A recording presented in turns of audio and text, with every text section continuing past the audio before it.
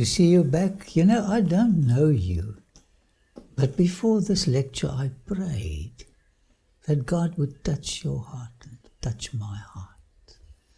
And I hope that one day we'll be able to meet in heaven, sitting at the feet of Jesus and listen to the story of salvation by grace. Well, let's move on to chapter 8 of the book of Genesis. Then God remembered Noah. That's a beautiful word, remembered Noah. And every living thing, and all the animals that were with him in the ark. And God made a wind to pass over the earth, and the waters subsided. Did God forget his faithful servant? No. God does not forget us. We forget about him at times. He never forgets us. Why should I feel discouraged? Why should the shadows come? Why should my heart be lonely and long for heaven and home? When Jesus is my portion, my constant friend is he. For his eye is on the sparrow, and I know he watches over me. I sing because I'm happy. I sing because I'm free.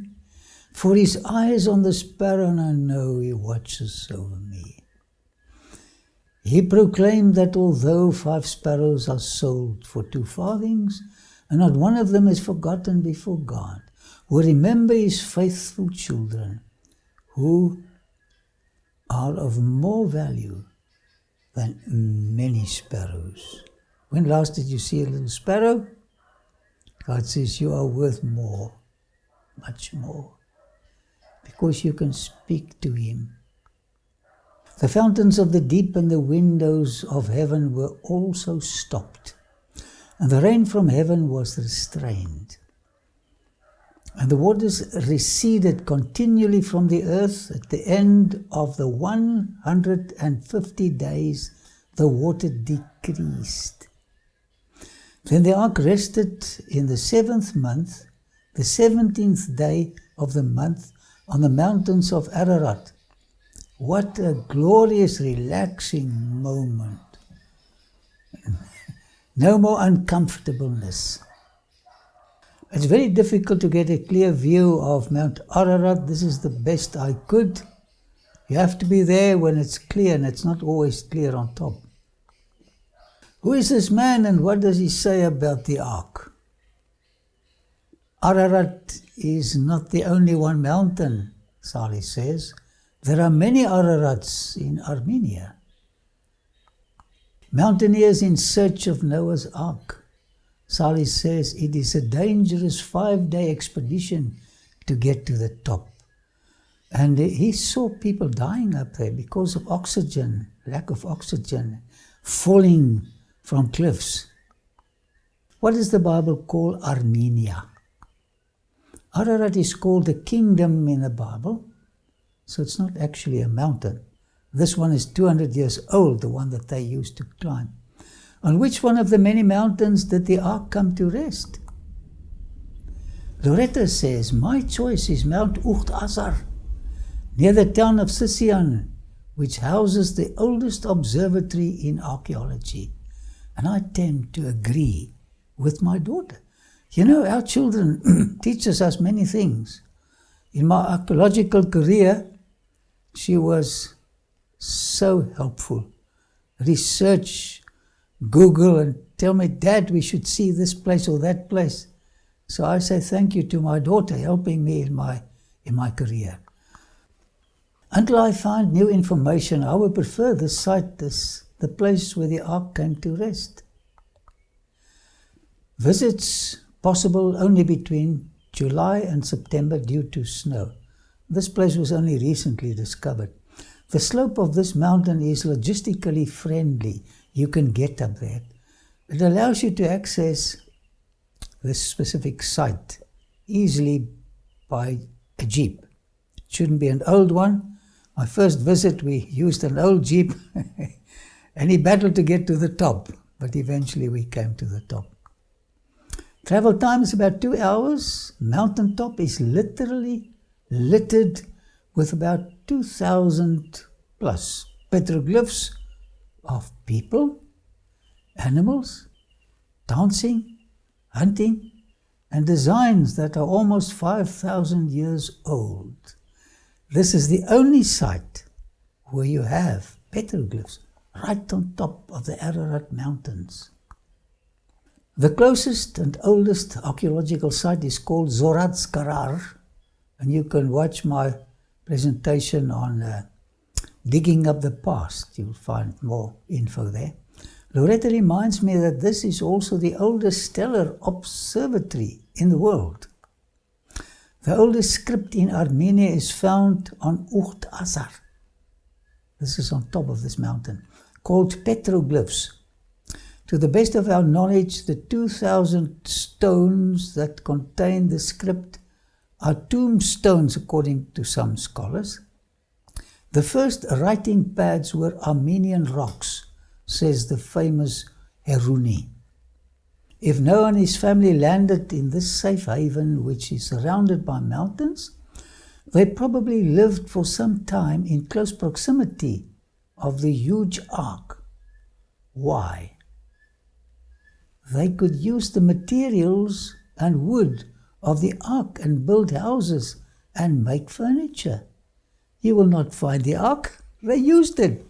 You cannot just leave a wealth of wood and other materials to deteriorate. And of course, Mrs. Noah wanted a table. She wanted chairs, etc., etc. Have you ever thought why there are so many theories about the discovery of the ark, but no substantial evidence yet? The giant ark was the closest carpenter shop, and they emptied it. Have a careful look at this. You know, second time I was there, the Armenian man, they cannot speak English or Afrikaans, my language. And he just said, Adam, Eva, Adam, Eva. So when we got out, I took him by his arm and I said, Adam, Eva. So he went through the thousands of stones until he came here and he said, yeah, just pointed, yeah. At last, one of the most important and the only one of the sketches that is readable in petroglyphs. Heruni, and I bought his book at the site, he explains. Snake, he takes us back to the fall of man in Eden. There's a snake. Tree of good and evil, there it is. Eve taking the fruit, there she up there. And Adam's reaction. According to Heruni, the oldest archaeological proof of the fall of man is displayed on one of these stones. Why do we need a reminder of the consequences of the first transgression? Because it caused the destruction of the planet by water. What will be used in the second destruction of our planet? The fact that the oldest archaeological evidence is in close proximity of Mount Ukht Azar, the Mount of Covenant, makes it a logical place to identify it as the place where the ark came to rest. Why would they travel to far places and settle there if they could use the materials of the ark in the meantime? They could sleep there for a while they build outside. It's just logic. I've taken this picture through one of the holes of these huge stones. They studied the sky and the equinoxes. Loretta says Noah and his family brought all the knowledge and science from the old world, and this enabled them to build the observatory to continue their studies of the night skies. Did you know that the antediluvians never used writing. They remembered for almost 1,000 years from when their brains developed till they died. So Eve, can you remember 865 years ago, it was in the afternoon, 3 o'clock, writing was only discovered after the flood. And it took a long time to develop a readable, intelligent, cuneiform alphabet. As the waters decreased continually until the 10th month, in the 10th month, on the first day of the month, the tops of the mountains were seen. The water diminished gradually in the space of 2.5 months after the ark rested upon the mountains of Ararat. The waters rose 15 cubits above the highest mountain. It often seemed to the family within the ark that they must perish, as for 5 long months their boat was tossed about, apparently at the mercy of the wind. Remember, it only rained for 40 days. But then the water was there. They couldn't get out. It was a trying ordeal, but Noah's faith did not waver, for he had the assurance that the divine hand was upon the helm. As the waters began to subside, the Lord caused the ark to drift into a spot protected by a group of mountains that had been preserved by his power. I've just shown you the site where I think, according to my research, where this place is. Protected by a group of mountains that had been preserved by his power. Can you see it? I should have taken a video just showing you all the mountains. But here you see some of them. These mountains were but a little distance apart, and the ark was no longer driven upon the boundless ocean. This gave great relief to the weary, tempest-tossed voyagers, so typical of our caring, loving God. Can you see what happened here? This gave great relief to the weary, tempest-tossed voyagers. Looking at this very special historical site, I thought of our loving, caring, forgiving God. My friend, if you are tossed around on life's boisterous sea, may God bring you to a quiet haven of His love and His protection. There is a place of quiet rest, close to the heart of God. So it came to pass at the end of 40 days that Noah opened the window of the ark which he had made. The waters diminished gradually in the space of 2.5 months after the ark rested upon the mountains of Ararat, as I've said. 40 days after the appearance of the mountain tops, Noah became anxious to know the extent to which the waters had dried up, and whether it was safe for him to leave the ark. As the waters had abated, the ark had already found safety from the tempests in a sheltered spot in the high mountains, and I've just shown you the place. From such a position, it was difficult to ascertain the extent to which the waters had receded in the lower valleys. Not able to find a resting place, the raven flew over the surface of the waters, returning from time to time to the ark.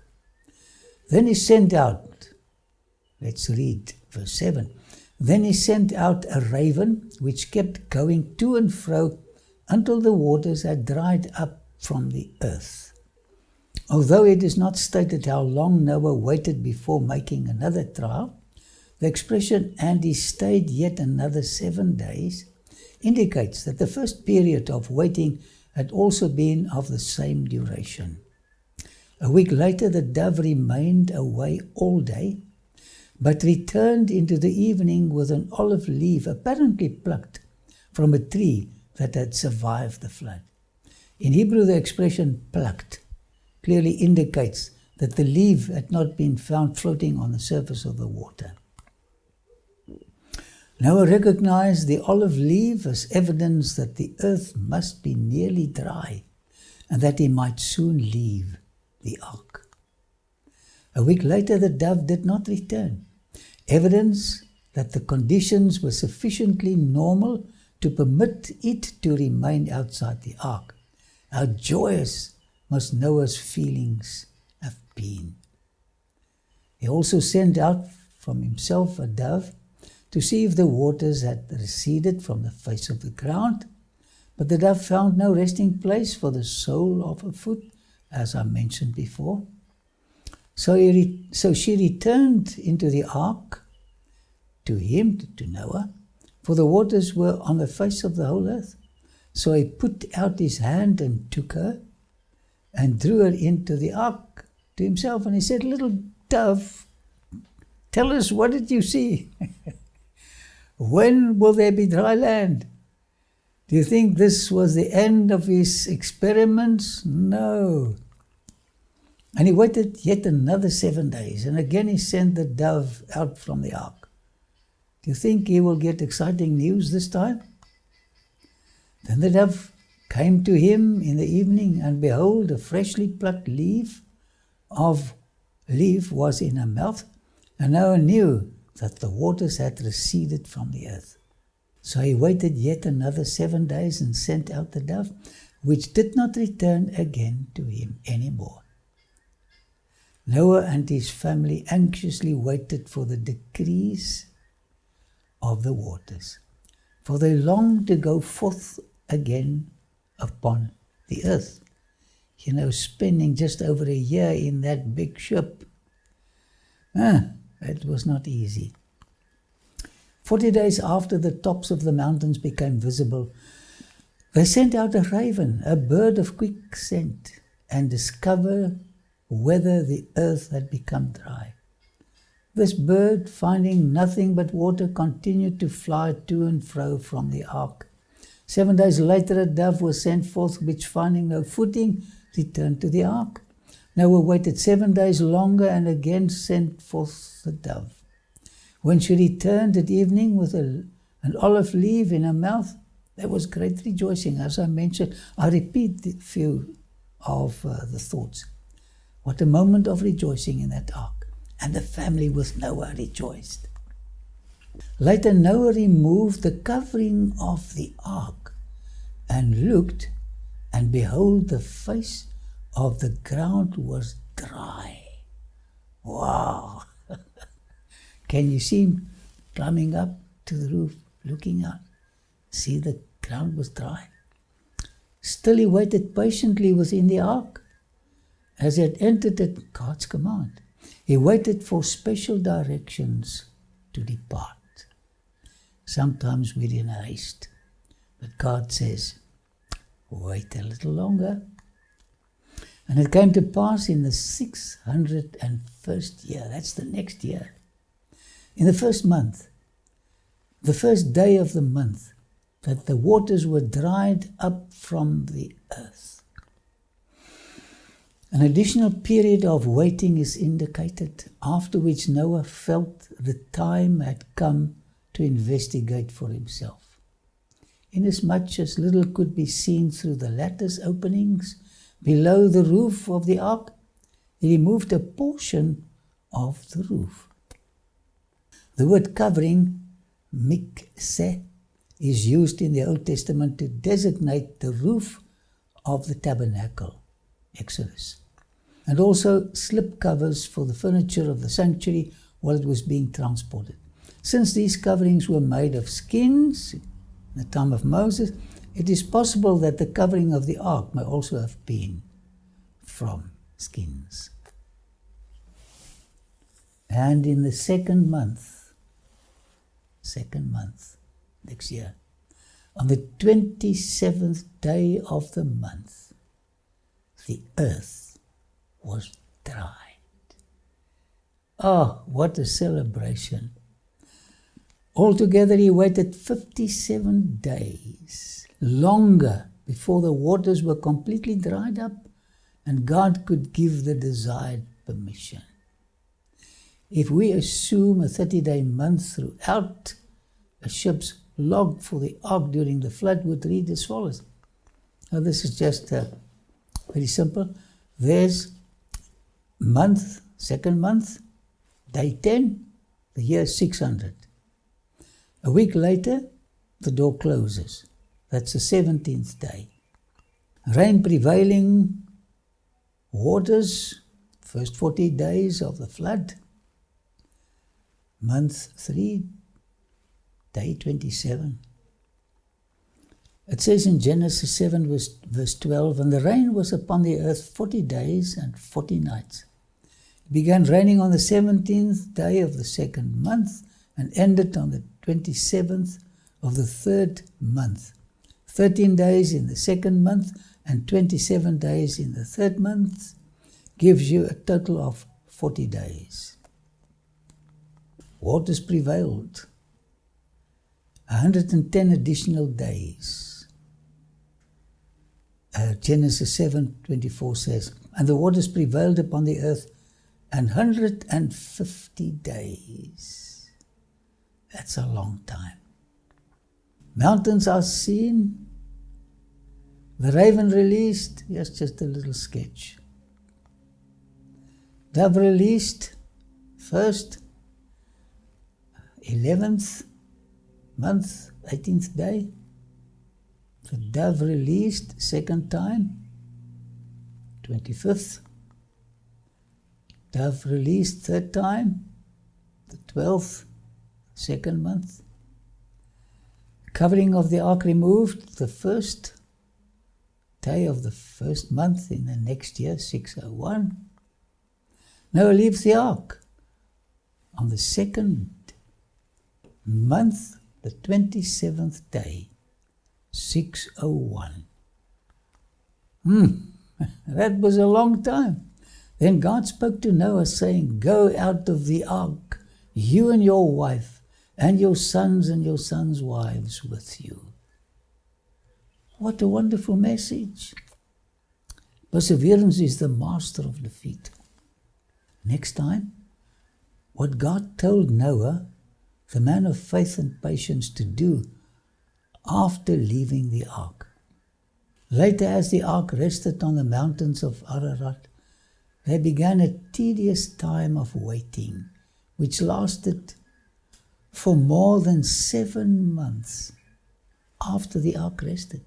They had to wait another 7 months. Of course, the water was there.